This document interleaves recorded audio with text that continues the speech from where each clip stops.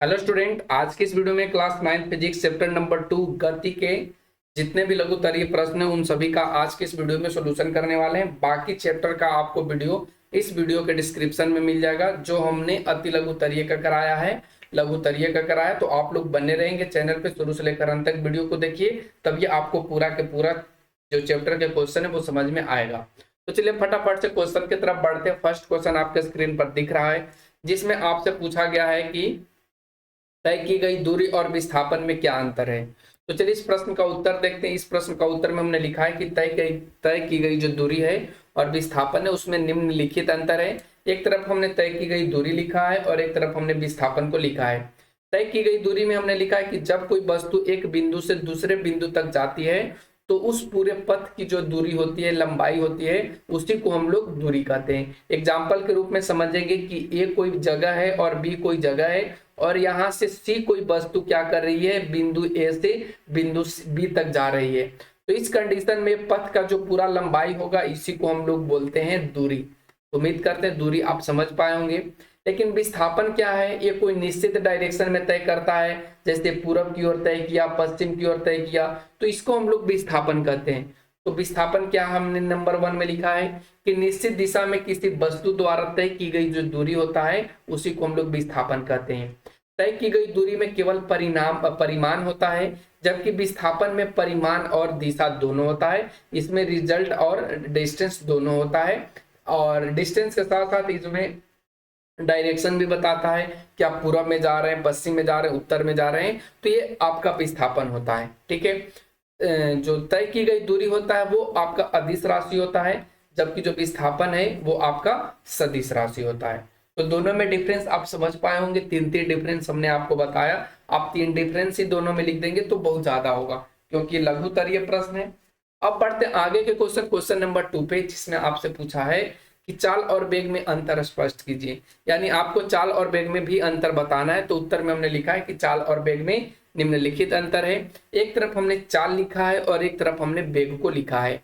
चाल में बताया कि इकाई समय में जो चली गई दूरी होती है और उसमें गति का कोई जिक्र नहीं होता, उसी को हम लोग चाल कहते हैं। लेकिन वेग क्या होता है, तो ये बताई गई दिशा में इकाई समय में चली गई दूरी होती है, यानी कोई खास डायरेक्शन में जो चलता है उसी को हम लोग वेग बोलते हैं। ठीक है, और ये भी इकाई समय में तय की गई दूरी होती है और ये भी इकाई समय में चली गई दूरी होती है।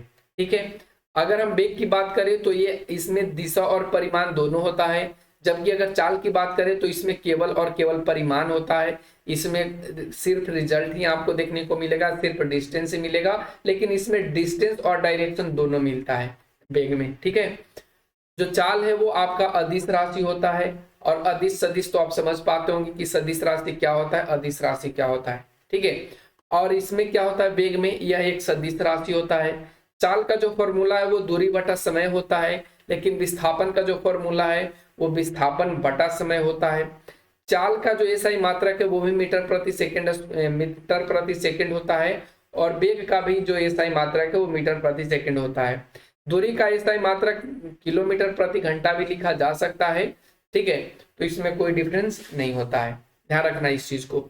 तो क्वेश्चन नंबर 2 आपका कंप्लीट होता है। अब हम लोग आते हैं क्वेश्चन नंबर 3 पे। क्वेश्चन नंबर 3 बहुत इजी है। इसमें आपको एक धावक यानी एक व्यक्ति पैदल दौड़ रहा है और एक साइकिल चला रहा है।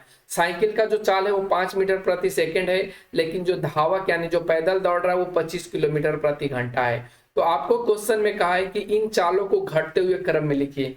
तो घटते हुए करने का मतलब सबसे पहले आपको बड़ा लिखना है और सबसे लास्ट में छोटा लिखना है। तो सबसे लास्ट वाला तो आपको पता ही है, वो 5 मीटर प्रति सेकंड है, तो हमको सबसे शुरू वाला पे ध्यान रखना है।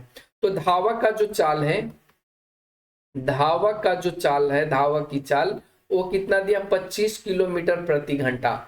आपने यहाँ पे क्या देखा कि जो साइकिल से जो चला रहा है वो 5 मीटर प्रति सेकंड है, तो यानी हमको इसको मीटर प्रति सेकंड में चेंज करने पड़ेगा, तभी तो दोनों को हम बराबर कर पाएंगे या दोनों को घटते बढ़ते क्रम में लिख पाएंगे।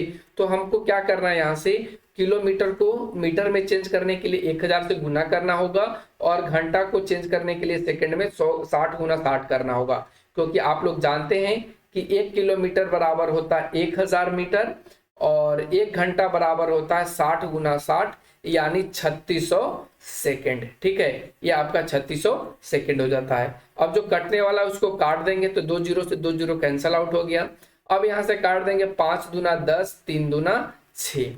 अब नीचे क्या आ गया, तो 125/18 आ गया। अब आपको 18 से 125 में भाग लगा देना है, तो 18 छक्का टोटल से 108 कट जाएगा और यहां से कितना आ जाएगा 17, ये तो कैंसल हो जाएगा। फिर यहाँ पे जीरो होगा तो यहाँ पे दशमलव बैठेगा। अब 18 नामा कितना होता है, 162 होता है। अब यहाँ से ये कट जाएगा, 10 में से 8 जाएगा, 10 में से 2 जाएगा 8 और ये कैंसल आउट हो जाएगा। तो आप यहाँ पे नॉर्मल रूप से लिख सकते हैं 6.9, या आप लिख सकते हैं यहाँ पे अप्रोक्स में लगभग में 7 मीटर प्रति सेकेंड। अब इसको हम लिख सकते हैं अप्रोक्स में 7 मीटर प्रति सेकेंड, यानी लगभग में। अब 7 मीटर प्रति सेकेंड से आपको चलना है 5 मीटर प्रति सेकेंड तक। तो सबसे पहले आप क्या लिखेंगे 7, फिर उसके बाद आप 6 लिखेंगे, ठीक है, उसके बाद आप 5 लिखेंगे, तो ये आपका घटते क्रम हो गया, ऐसे आप लिखेंगे। और अगर आप एग्जैक्ट वैल्यू लिखते हैं 6.9, तो ऐसे भी आप लिख सकते हैं 6.9, 6.8, 6.7 .5 तक। ठीक है, तो आप दोनों में से कोई एक तरीका को अपना लेंगे और ऐसे आपको लिख लेना है। तो उम्मीद करते क्वेश्चन नंबर 3 आपका कंप्लीट हो गया होगा। अब हम लोग आते हैं क्वेश्चन नंबर 4 पे। क्वेश्चन नंबर 4 कहता है कि एक समान त्वरण क्या है, ये आपको बताना है। तो एक समान त्वरण क्या होता है बच्चों, आप पहले हम आपको समझा देते हैं, उसके बाद आंसर को दिखा देंगे। तो जैसे मान लीजिए कि कोई वस्तु है, ये कोई वस्तु है, ठीक है, ये कोई वस्तु है और वो 1 सेकंड में 5 मीटर प्रति सेकंड जाता है। फिर अगले 2 सेकंड में वो 10 मीटर प्रति सेकंड जाता है।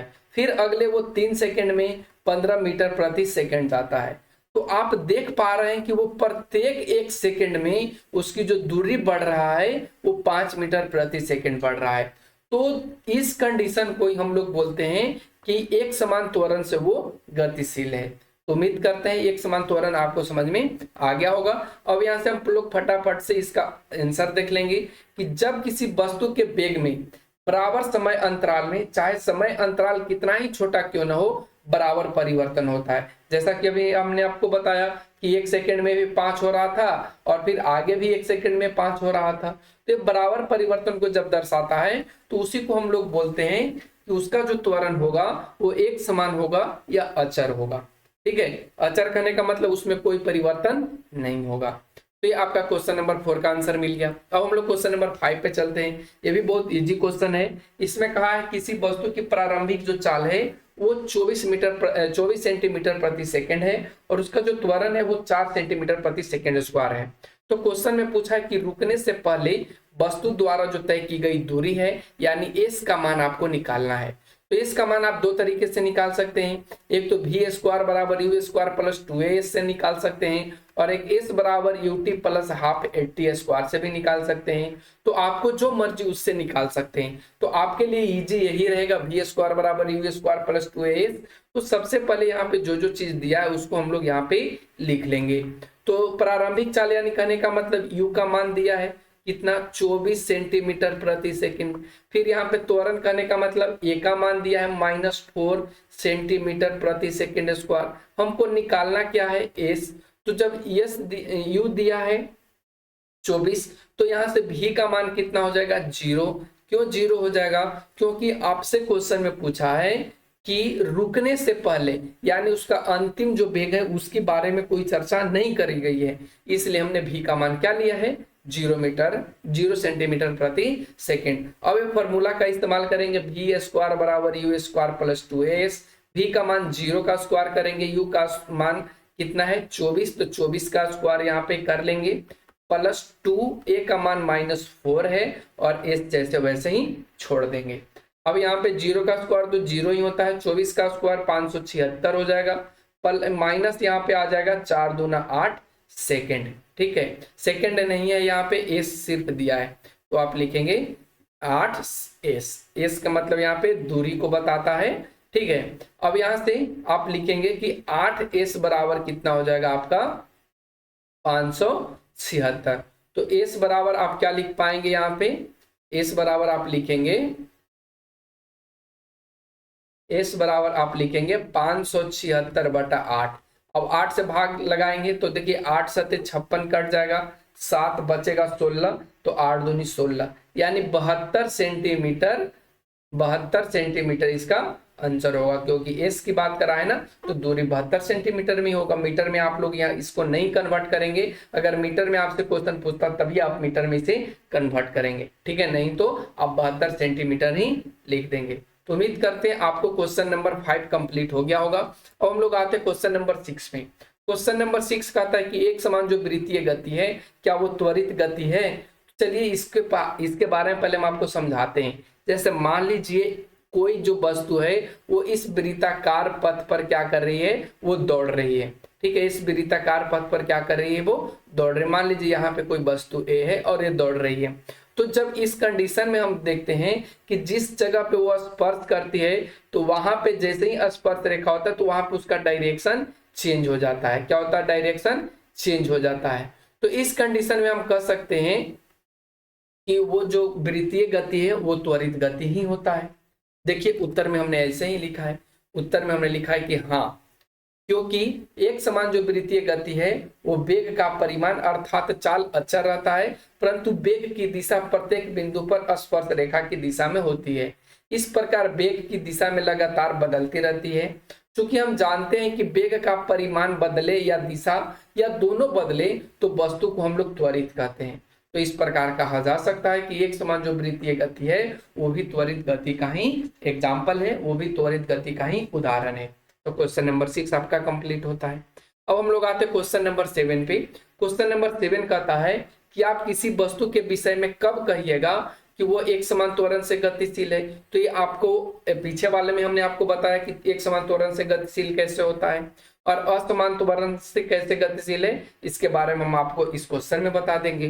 तो देखिए हमने उत्तर में भी लिखा है कि जब एक वस्तु सीधी रेखा में चलती है और उसका वेग समान समय अंतराल में समान रूप से बढ़ता या घटता है तो वस्तु के त्वरण को एक समान त्वरण कहा जाता है। जैसे मान लीजिए कि एक सेकंड में 5 सेकंड एक सेकंड में 5 मीटर प्रति सेकंड चल रहा है, फिर अगले 2 सेकंड में 10 मीटर प्रति सेकंड चल रहा है, तो फिर अगले 3 सेकंड में 15 मीटर। तो इन तीनों के बीच आप देख रहे हैं कि प्रत्येक 1 सेकंड में वो 5 मीटर प्रति सेकंड के डिस्टेंस से वो बढ़ रहा है।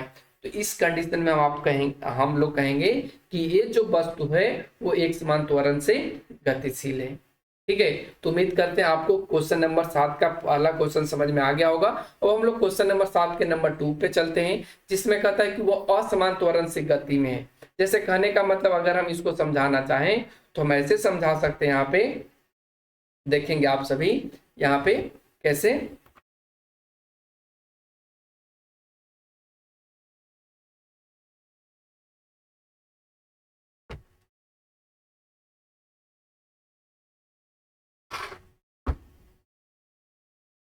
तो देखो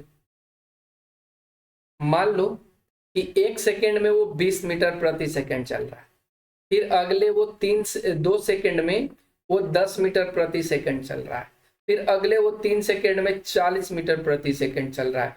तो यहाँ पे प्रत्येक सेकंड का जो डिफरेंस है वो अलग अलग है। तो इस कंडीशन को हम लोग बोलते हैं कि वो असमान त्वरण से गतिशील है। उत्तर में भी हमने लिखा है कि जब वस्तु का वेग असमान रूप से बढ़ता या घटता है या बदलते रहता है तो उस कंडीशन को हम लोग बोलते हैं कि वो असमान त्वरण से गतिशील है। ठीक है, तो ये आपका आंसर हो गया नंबर 2 का। अब हम लोग क्वेश्चन नंबर 8 चलते हैं, जिसमें आपसे पूछा है कि निम्नलिखित में कौन सी अवस्थाएं संभव है, प्रत्येक के लिए एक उदाहरण दे। नंबर 1, कोई वस्तु जिसका त्वरण नियत हो, यानी त्वरण में परिवर्तन नहीं हो परंतु वेग शून्य हो। ऐसा आपसे क्वेश्चन पूछा गया है कि त्वरण ना बदले लेकिन वेग भी 0 आना चाहिए, v का मान भी 0 आना चाहिए। और नंबर 2 लिखता है कि कोई वस्तु किसी निश्चित दिशा में गति कर रही हो तथा त्वरण उसके लंबवत हो, त्वरण उसके लंबवत होना चाहिए। तो चलिए हम लोग उत्तर में लिखेंगे कि हाँ, दोनों ही अवस्थाएं संभव है। और एग्जाम्पल के रूप में आप ऐसे समझेंगे कि जब कोई वस्तु को ऊर्ध्वाधरता यानी डायरेक्टली सीधे ऊपर जब फेंकेंगे तो वस्तु जिस उच्चतम बिंदु पर पहुंचेगी वहां क्षण भर के लिए उसका जो वेग है वो शून्य हो जाएगी। जैसे कहने का मतलब आप एक गेंद को यहां से फेंक रहे हैं ऊपर की ओर, तो मान लीजिए ये h ऊंचाई तक पहुंचता है और यहाँ पर पहुंचने के बाद वो क्षण भर के लिए रुक जाता है, तो इस समय इसका जो वेग का मान हो जाएगा वो 0 हो जाएगा। लेकिन जो यहाँ पे g का मान, या जो g एक को ही बोला जाता है, तो जो ये g का मान है वो सेम ही रहेगा, उसमें कोई परिवर्तन नहीं होता है। तो कह सकते हैं कि वस्तु जो है वो नियत भी है और वेग शून्य है। तो जब हम किसी वस्तु को ऊपर फेंकेंगे तब। तो उम्मीद करते हैं ये क्वेश्चन नंबर फर्स्ट आपको समझ में आ गया होगा 8 का। अब क्वेश्चन नंबर 2 कहता है कि प्रक्षेप में जब वस्तु उच्चतम बिंदु पर पहुंचते, प्रक्षेप कहने का मतलब जब आप किसी वस्तु को मतलब फेंकते हैं तो वो प्रक्षेप में उसका जो बिंदु है वो एकदम हाईएस्ट पॉइंट पर पहुंचती है, तब उसका जो वेग है वो क्षैतिज दिशा के लंबवत हो जाता है। क्षैतिज दिशा किसको बोलते हैं? तो ये आपका ऊर्ध्वाधर हो गया, क्षैतिज दिशा ऐसे हो गया, तो इसका जो दूरी होगा वो इसके लंबवत हो जाता है, ये इसका लंबवत हो जाता है। ठीक है, तब कह सकते हैं कि उसका जो त्वरण है उसके लंबवत नीचे की ओर होता है। ठीक है, तो ये आप समझ पाए होंगे। अब हम बढ़ते हैं क्वेश्चन नंबर 9 पे, जिसमें आपसे पूछा है ये खिलौनाकार द्वारा की गई पूर्ण यात्रा का स्थिति समय ग्राफ नीचे आपको फिगर में दिया गया है। और क्वेश्चन में आपसे पूछा गया है नंबर 1 में, जो हरा से वो आपका क्वेश्चन नंबर फर्स्ट है कि किन अवधियों के बीच कार सबसे तेज चल रही है। तो देखिए यहाँ से 0 से स्टार्ट हो रही है और यहाँ 12 तक पहुंच रही है। तो आप देख पाएंगे 0 से स्टार्ट हो रही है, तो सबसे पहले ये 0 और 3 के बीच में क्या है, इसकी चाल बहुत तेजी से बढ़ रही है। तो नंबर फर्स्ट का लिखेंगे कि 0 से 3 के बीच। ठीक है, फिर नंबर सेकंड कहता है किस अवधि में कार रुकी हुई है। तो देखिए रुकी हुई कहने का मतलब पहले से रुका हुआ की बात नहीं किया है, ये डिस्टेंस तय करने के बाद कब रुक गया है। तो आप लिखेंगे 12 घंटे बाद, 12 घंटे पर, ऐसे लिखेंगे 12 घंटे पर। नंबर 3, निर्देशक रेखा पर किस अवधि में कार धनात्मक है। धनात्मक करने का मतलब उसका चाल बढ़ रहा है, तो चाल बढ़ रहा है, लिखेंगे 0 से 3 के बीच धनात्मक दिशा है, धनात्मक दिशा है। और कब इसका जो चाल है वो ऋणात्मक दिशा को दिखाती है। तो ऋणात्मक दिशा कहां से दिखाना स्टार्ट होता है, 8 से 12 लिखेंगे, और 8 से 12 घंटों के बीच ऋणात्मक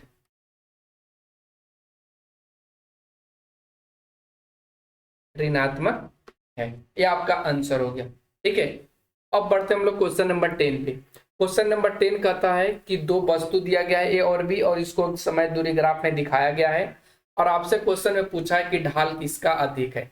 तो आप लोग पढ़े हैं कि जो जितना खड़ा लाइन होगा उसका ढाल उतना ही अधिक होगा। तो आप देख पा रहे हैं ये वाला जो लाइन है ये बहुत ज्यादा खड़ा है, तो आप कह सकते हैं नंबर फर्स्ट का दोनों में से किस ग्राफ का ढाल अधिक है। तो लिखेंगे ए का ग्राफ ढाल अधिक है, ऐसे भी आप लिख सकते हैं, ए का ग्राफ ढाल अधिक है। नंबर 2 में कहता है दोनों में कौन सी वस्तु तेज चल रही है। तो देखिए 0 से स्टार्ट हो रही है और ये बी से भी पार कर जा रही है, यानी ये 25 को भी प्लस कर रही है। तो आप लिखेंगे ए का। बी का अगर देखेंगे तो बी का देख रहे हैं ये 10 से स्टार्ट हो रही है और ये 25 से भी नीचे आ जा रही है। फिर नंबर 3 कहता है, किस समय वस्तु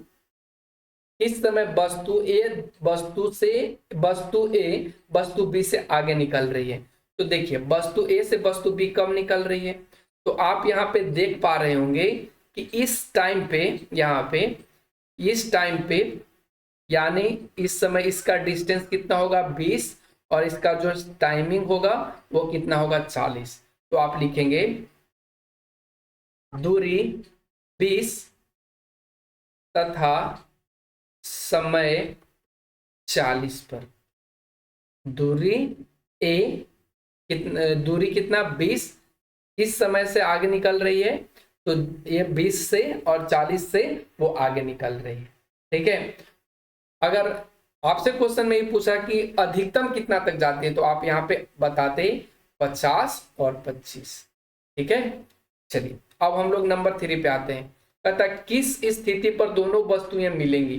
तो दोनों वस्तुओं तो इसी बिंदु पर मिल रही है, तो नंबर 4 लिखेंगे, दूरी 20 तथा समय 40 सेकंड पर। 20 मीटर कर दीजिए, इसमें भी आप 20 मीटर कर लेंगे और 40 सेकंड कर लेंगे। ठीक है, 5 नंबर पे आइए।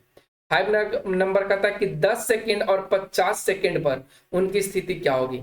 तो 10 सेकंड पर दोनों का चाल बढ़ रहा है, देखेंगे 10 सेकंड पर दोनों का चाल बढ़ रहा है।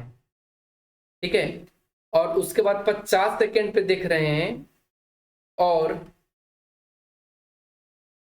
50 सेकंड पर वस्तु ए वस्तु बी से आगे निकल रहा है, आगे निकल रहा है। ऐसे आपको यहाँ पे पांचों के क्वेश्चन का आंसर लिख लेना था।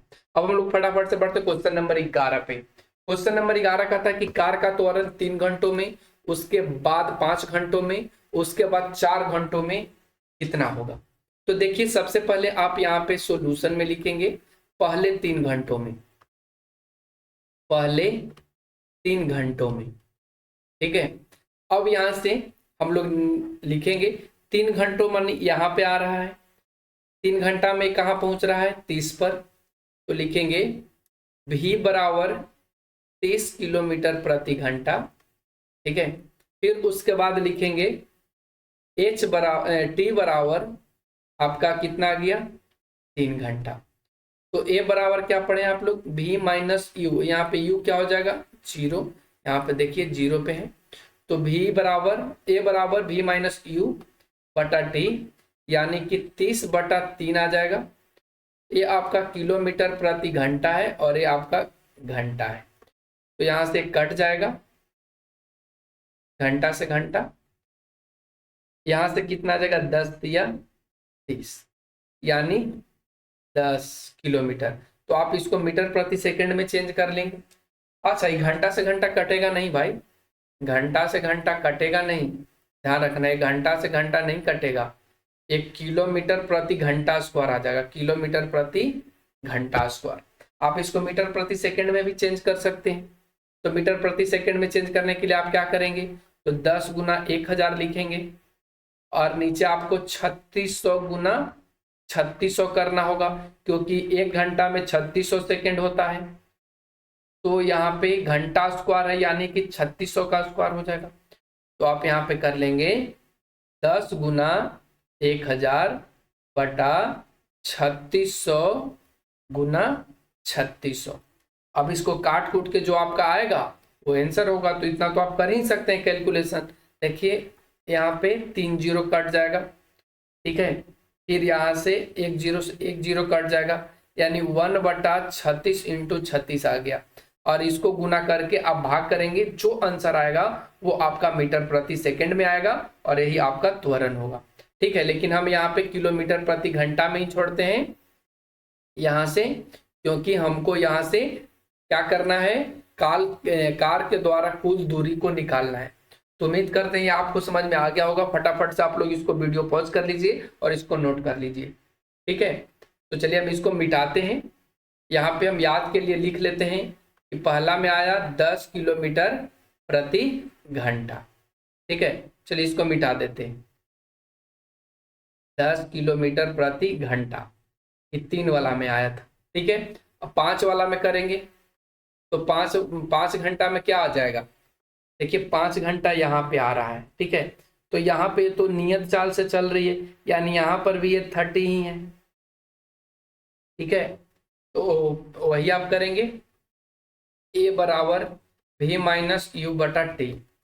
v कितना है 30, u 0, t कितना हो रहा है यहाँ पे 5। जब इसको काट देंगे तो 6 पचे 30, यानी 6 किलोमीटर प्रति घंटा आ जाएगा। अब यहाँ से 4 घंटा के लिए निकाल लेते हैं। 4 घंटा के लिए, तो ए बराबर क्या होगा 30 माइनस 0/4।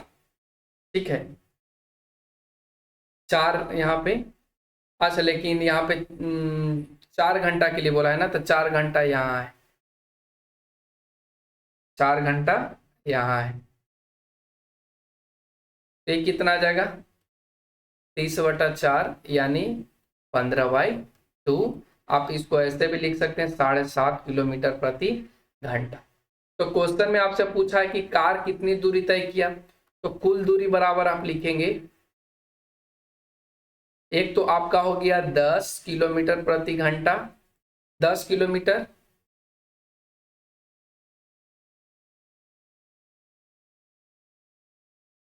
लेकिन ध्यान रखना भाई, ये तो हमने त्वरण निकाला ना,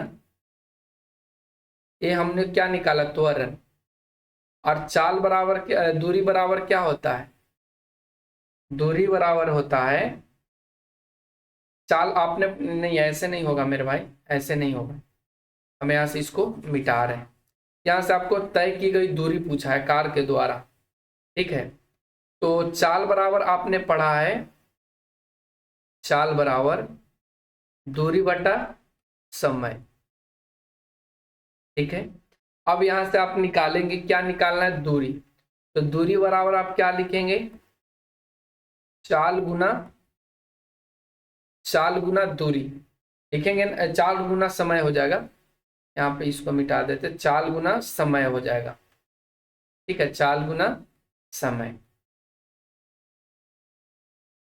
अब चाल कितना है 30, समय कितना लास्ट ले रहा है 12, तो 12 या 36 यानी 360 1 किलोमीटर डिस्टेंस को तय किया है। ठीक है, कार फिर क्वेश्चन में पूछा है कि कार का औसत चाल कितना होगा, तो औसत चाल बराबर क्या होता है कुल दूरी बट्टा कुल समय, तो कुल दूरी 360 है, कुल समय लिया 12, तो यहां से काट दिए 12 या 36, यानी औसत चाल जो इसका होगा वो 30 होगा, औसत चाल कितना होगा 30 किलोमीटर प्रति घंटा हो जाए। उम्मीद करते हैं ये आपको क्वेश्चन समझ में आ गया होगा। अब हम लोग आगे के क्वेश्चन बढ़ते हैं। क्वेश्चन नंबर अगला जो है, इसमें आपको कहता है कि प्रमाणित कीजिए कि वी स्क्वायर बराबर यू स्क्वायर प्लस 2s, जहां u v a s के समान अर्थ है। तो चलिए सबसे पहले हमने यहाँ पे एक फिगर लिया है जो आपको दिख रहा होगा, आपके बुक में भी है, आप अपने बुक से भी कर सकते हैं। चलिए तो हम इसको कैसे करेंगे, तो सबसे पहले आपको यहाँ पे कुछ लिखना है। ठीक है, क्या क्या लिखना है, तो देखिए ये जो आपको दिखा रहा है ग्राफ, वो एक समान त्वरण ए से दिखा रहा है, गतिशील है। ठीक है, तो आप यहाँ पे लिखेंगे सॉल्यूशन में, ग्राफ पर बिंदु ए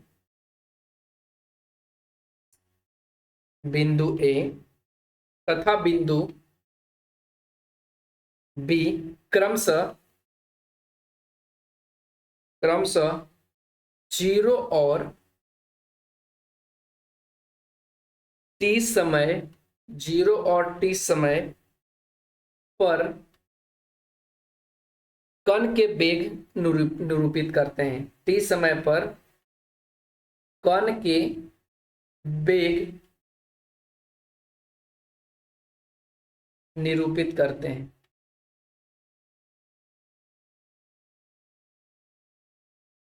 ठीक है, कण के वेग को निरूपित करते हैं।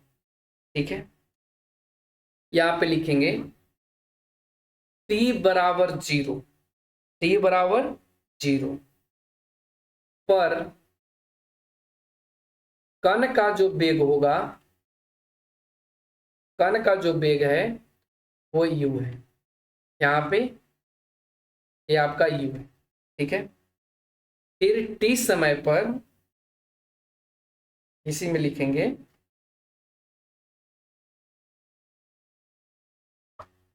t समय पर जो कण का वेग होगा वो भी है।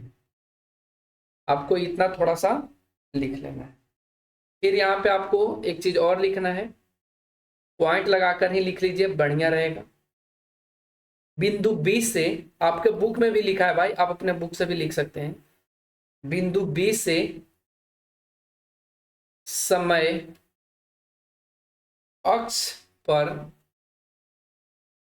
बीई लंब डाला गया है।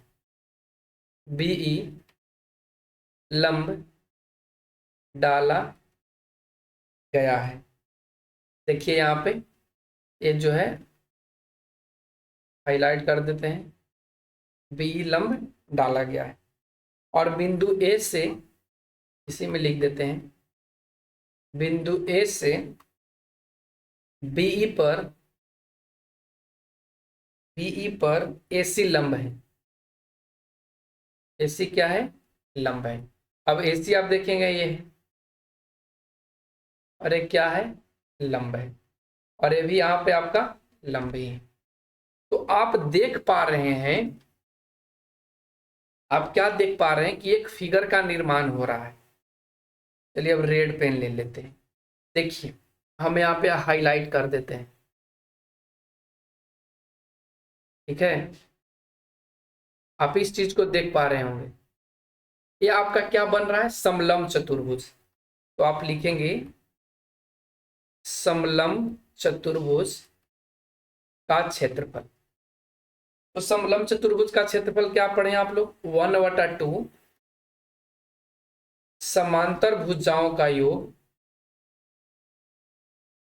समांतर भुजाओं का योग गुना क्या हो जाएगा? ऊंचाई। ठीक है। अब यहां से आप इस फिगर में देखेंगे ओ ए बीई में, ओ ए बीई में, ओ ए बीई में आप देख लेंगे तो क्या हो जाएगा? समलंब चतुर्भुज का क्षेत्रफल अभी हमने आपको बताया 1/2 समांतर भुजाओं का योग गुना ऊंचाई। तो यहां से लिखेंगे 1/2 समांतर भुजा कौन कौन सा हो जाएगा यहां से? तो एक तो आपका ओ ए होगा और एक आपका बीई होगा। तो समांतर भुजाओं का योग कहने का मतलब ओ ए प्लस बीई हो जाएगा। देखिए ओ ए कहाँ है आपका? तो ये आपका ओ ए है और ये आपका समांतर भुजा बीई है, गुना ऊंचाई क्या हो जाएगा? तो ऊंचाई आपका ये वाला जो लंब है वही होगा ना। तो आप लिखेंगे यहाँ पे ए सी 1/2, फिर यहां से ओ ए प्लस बीई गुना ए सी। ठीक है। अब यहाँ पे आप ए सी को ऐसे भी लिख सकते हैं। देखिए तो 1/2 ओ ए प्लस बीई गुना, देखिए तो ऐसे लिख सकते हैं ए सी बटा बी सी गुना बी सी। इसमें तो कोई परिवर्तन नहीं आ रहा है, बीसी को बीसी आप काट देंगे तो एसी ही बच जाएगा। ठीक है। फिर बराबर ऐसे लिखेंगे 1/2, अब ओ ए प्लस बीसी को देखिए, ओ ए प्लस बीसी को ओ ए प्लस बीसी ये है, तो ओ ए प्लस बीसी को आप ऐसे लिख सकते हैं ओ ए प्लस ओडी, ओ ए प्लस ओडी। देखिए ये जो बीई है वो ओडी के बराबर है कि नहीं? ये जो बीई है वो ओडी के समांतर है या नहीं? तो हम बीई के जगह पे ओडी लिख सकते हैं, गुना। अब यहाँ पे हम क्या लिखेंगे कि बीई माइनस, इसको हम चेंज कर रहे, पलट रहे हैं, तो बीई माइनस सीई बटा, नीचे लिखेंगे बीसी बटा एसी, बीसी बटा एसी। देखिए हम इधर से मिटा रहे हैं, आप लोग वीडियो पॉज कर लीजिएगा और फटाफट से इसको नोट कर लीजिएगा। हम यहाँ से थोड़ा सा मिटा रहे हैं क्योंकि इधर हमको लिखना है। ठीक है। तो चलिए इधर से हम मिटा लेते हैं।